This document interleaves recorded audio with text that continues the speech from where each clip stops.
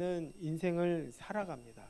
그러나 인생을 살아갈 때 살아간다라는 생각보다는 살아낸다라는 생각을 할 때가 훨씬 더 많습니다. 왜냐하면 우리가 겪는 일들이 너무나 많고 어렵고 힘들기 때문입니다. 그래서 살아간다라기보다는 버틴다라는 느낌이 더 강하죠.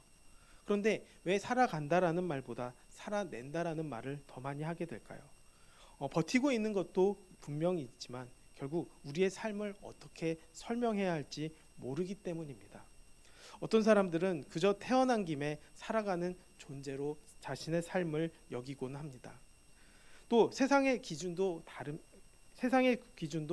눈에 보이는 성취나 또 유명세를 기준으로 인생의 가치를 평가할 때가 많지만 결국 그저 인생은 흙으로 돌아가는 죽음 앞에서 그 세상에 큰 획을 그은 사람이나 또 이름 없이 살아간 사람이나 아무런 차이가 없습니다.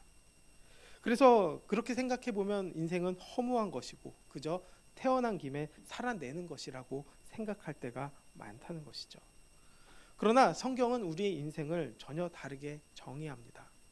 우리의 인생은 결코 우연에 의해 던져진 존재가 아니고 하나님의 치밀한 계획과 또 창조 섭리 안에서 그분의 뜻을 따라 인도함을 받는 필연적인 존재들입니다. 성경은 우리의 삶이 죽음으로 허무하게 끝나는 것이 아니라 영원한 생명과 또 영원한 심판이라는 분명한 결말이 기다리고 있음을 경고하고 있습니다. 영원이란 거대한 시간 앞에서 우리의 육체가 사는 날은 그저 한순간의 찰나에 불과할 수 있습니다. 결국 인생의 진정한 가치는 이 짧은 기회의 시간 동안 무엇을 선택하며 또 어떤 영혼을 준비하느냐에 달린 것이죠. 결국 이 땅을 살면서 가장 가치 있는 일, 또 우리가 위대한 일이라 말할 수 있는 일은 결국 우리가 순간순간 하나님께서 기뻐하시는 일, 하나님을 경외하며 하나님의 인자하심을 바라는 삶을 사는 것입니다. 하나님을 찬양하는 일, 그분께 나를 맡기고 동행하며 사는 삶이 가장 기쁜 삶이 되는 것이죠. 그 삶을 주시기 위해서 하나님께서는 우리를 부르시고 또 인도하시고 또 예수 그리스도의 십자가의 고난과 부활을 믿게 하셔서 구원의 길로 인도하시는 것입니다. 그것을 기쁨으로 반응하는 자세가 온전한 믿음의 자세이자 구원받은 자의 자세입니다. 이것을 알면 찬양할 수밖에 없기 때문입니다. 오늘 말씀의 시인은 이것을 알았기에 그 찬양이 선한 일이라고 말하고 있습니다. 어떻게 보면 아름답고 또 당연히 해야 하는 일입니다. 그 이유는 그 선함이 바로 하나님께서 이 땅을 창조하셨을 때 느끼셨던 기쁨이었기 때문입니다. 우리가 창세기를 보면 보지 않습니까? 심히 좋아하셨다라고 말씀하십니다. 완벽하게 창조하셨을 때 느끼셨던 그 큰 기쁨을 회복하고자 하는 마음이 바로 하나님의 마음입니다. 결국 진정한 회복은 하나님께서 누리셨던 그 기쁨의 가치를 회복하는 일입니다. 이 회복의 가치를 아는 사람이 하나님께서 기뻐하시는 삶을 살게 되는 것이고 또 결국 인생의 모든 수고 가운데 하나님을 기쁘시게 하는 일이 하나님께서 기억하시는 유일한 길임을 믿고 하나님을 찬양하며 또 아름다운 그 삶을 추구하게 되는 것이죠. 왜 추구하게 됩니까? 바로 회복이 불가능한 현실에서도 하나님은 여전히 일하시고 계시기 때문입니다. 2절에서 여호와께서 이스라엘을 세우시고 흩어진 자들을 모으신다고 말하고 있습니다. 백성들이 흩어진 자들을 모으시는 때는 바로 포로에서 돌아온 시대입니다. 모든 것이 다 무너졌고 또 다시 세울 능력도 없습니다. 바벨론의 포로로 넘어간 지 70년이 넘었고 또 세대가 바뀌는 긴 시간 동안 다른 민족들에게 무시와 조롱, 고난을 겪습니다. 또 포로 시대에 죽은 사람도 있고 또 포로 시대에 태어난 사람도 있었기 때문에 민족의 정체성마저도 거의 사라질 수밖에 없는 상황이었습니다. 또 흩어졌기에 성전이 사라지고 예배자들이 사라지고 또 성전의 일꾼들마저도 사라진 상황입니다. 터가 흔들리고 혼란스러운 상황에서 하나님이 가장 강력한 신이라고 또 창조주라고 어떻게 말하며 어떻게 그 말을 지키며 믿음을 지킬 수 있었겠습니까?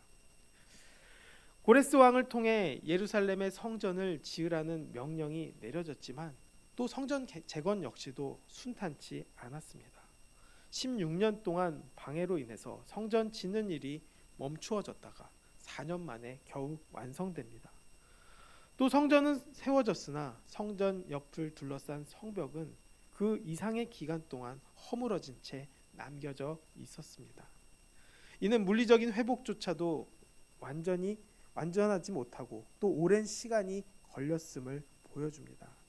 또 그들의 자신들의 터전도 완전하지 못한 상황이었습니다.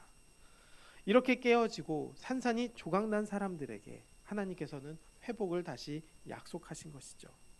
그들을 고치시고 또 상처를 싸매십니다. 여전히 회복의 기회를 주시고 그 회복을 주시기 위해 포로 생활을 70년을 겪게 하셨지만 남겨두시고 또 지켜주셨습니다. 그들의 고난과 고통도 다 기억하고 계십니다. 별들의 수요를 세시고 그것의 이름을 다 기억하시는데 자신의 백성들을 기억하지 않으셨겠습니까? 다 기억하셨고 또 그들의 고통도 다 느끼셨습니다. 그들의 회복의 때까지 기다린 것입니다. 결국 기다려주신 것도 하나님의 사랑입니다. 그러나 하나님은 마냥 기다리지 않으십니다. 하나님의 때에 치유와 회복을 이루십니다. 그 하나님께서 회복하실 때를 기다릴 줄 아는 것이 또 지혜이고 믿음입니다. 이를 통해 알게 되는 것은 궁극적인 해결이 하나님께 있다는 것을 아는 것입니다. 그 위대함을 알게 되면 또 그 능력을 알게 되면 찬양하게 되는 것이죠. 그분은 구름으로 하늘을 덮으시고 땅을 위하여 비를 준비하시고 산에 풀이 자라게 하시고 들짐승과 심지어 버려진 우는 까마귀 새끼들에게까지 먹을 것을 주시는 분입니다. 이는 우리 목숨을 위해 무엇을 먹을까 염려하지 않도록 인도하시는 하나님의 돌보심을 보게 됩니다. 결국 하나님을 기뻐했을 때 채워지는 은혜를 누리는 것이죠. 하나님을 기뻐하는 사람들의 자세, 또 하나님께서 기뻐하시는 자의 모습은 어떤 모습일까요? 바로 세상의 힘이나 그 세상의 능력에 따라가지 않는 삶입니다. 하나님은 말의 힘이 세다거나 사람의 다리가 억세다 해서 기뻐하시지 않습니다. 오히려 세상의 힘을 업신여기시고 배격하십니다. 그래서 우리는 실력자나 해결자라고 생각되는 사람들을 신뢰하지 말고 결국 그들을 통치하시는 하나님을 바라보아야 합니다. 하나님을 의지할 때 기뻐하시는 것이죠. 결국 하나님을 의지하는 자는 하나님을 경외하게 되고 또 그 인자하심과 사랑을 바라게 됩니다.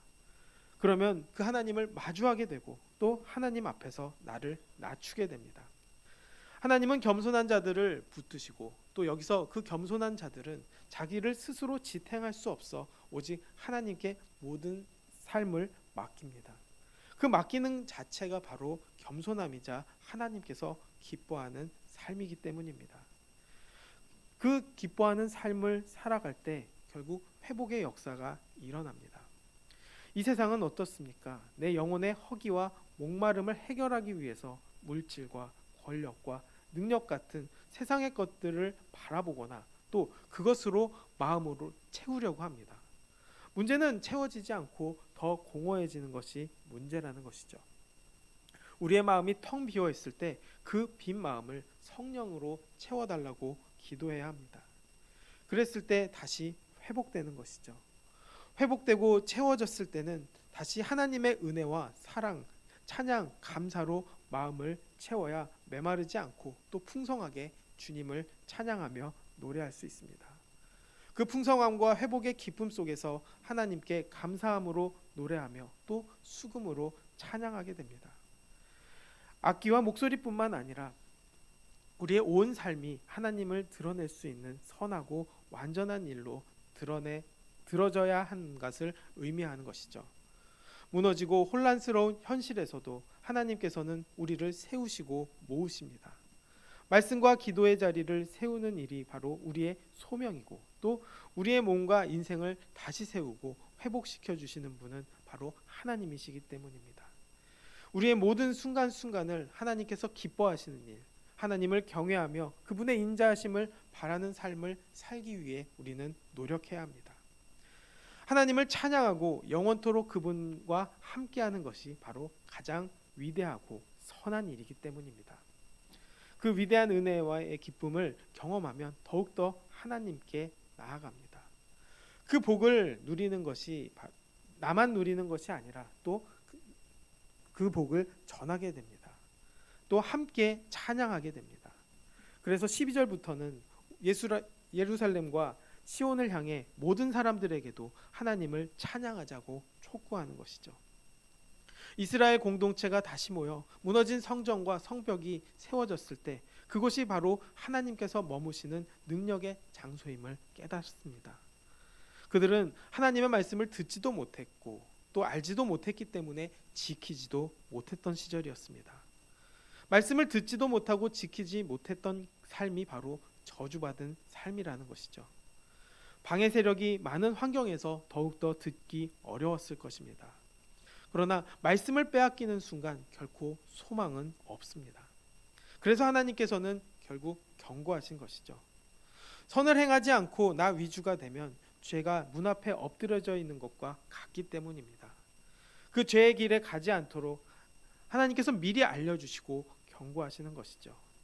그래서 그 경고를 고난이 아니라 사랑으로 받아들이는 것이 바로 지혜입니다. 결국 그 지혜를 깨닫고 그 말씀을 지키도록 노력하면 하나님께서는 자녀들에게도 복을 주십니다. 그 복은 생육하고 번성하는 복뿐만 아니라 우리의 자녀들의 필요와 꿈과 이상도 공급하십니다. 사실 지금 꿈을 꾸기 어려운 시대라고 이야기합니다. AI가 수많은 직업들을 빼앗아 간다라고 이야기합니다. 여기서 자유로운 직업들도 많지 않습니다. 컴퓨터 작업들뿐만 아니라 단순직 또 전문직도 가리지 않습니다.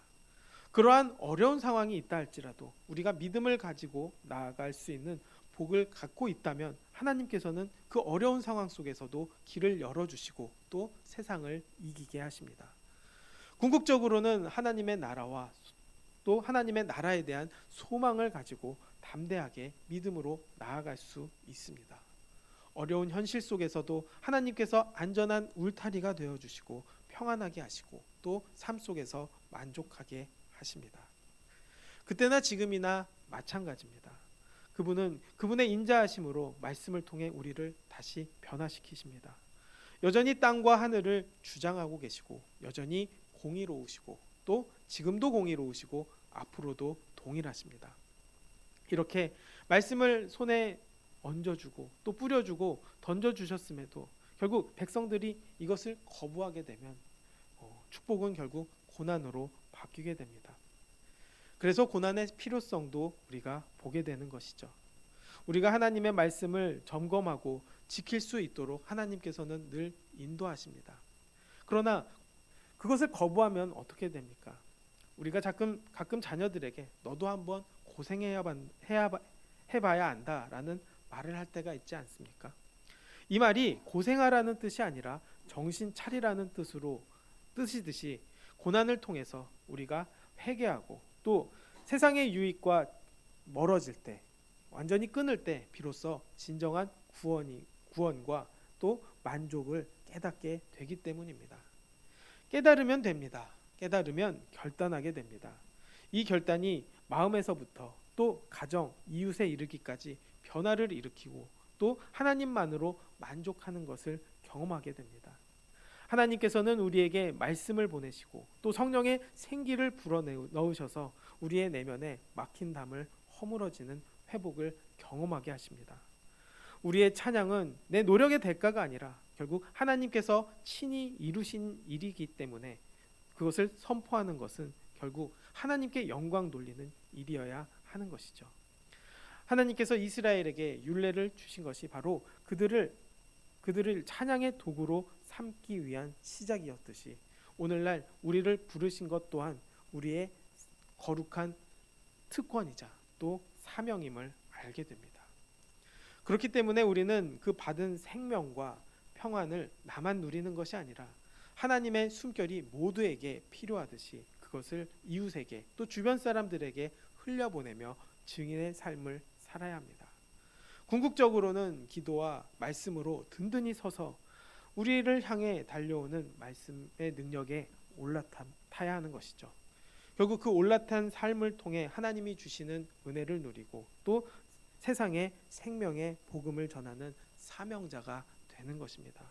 삶의 가치를 깨닫게 되고 살아내는 삶이 아니라 결국 주님이 주신 삶을 살아가는 삶, 동행하는 그 삶을 살게 되므로 기쁨으로 나아갈 수 있게 되는 것이죠. 그 소명을 잊지 않게 되기를 원합니다. 그리고 가장 위대한 일이 결국 하나님께 붙어있는 일, 하나님만 의지하는 일, 하나님 앞에 나를 낮추는 일이라는 것을 늘 기억하며 믿음으로 승리하는 우리 모두가 되기를 주님의 이름으로 축원합니다. 기도하겠습니다. 사랑과 은혜가 많으신 아버지, 우리에게 그저 하나님밖에 없음을 고백합니다. 하나님만 의지합니다. 또 하나님만 찬양합니다. 우리를 부르시고 건져내시고 삶을 살아가게 하시는 그 은혜 허락해 주셔서 감사합니다.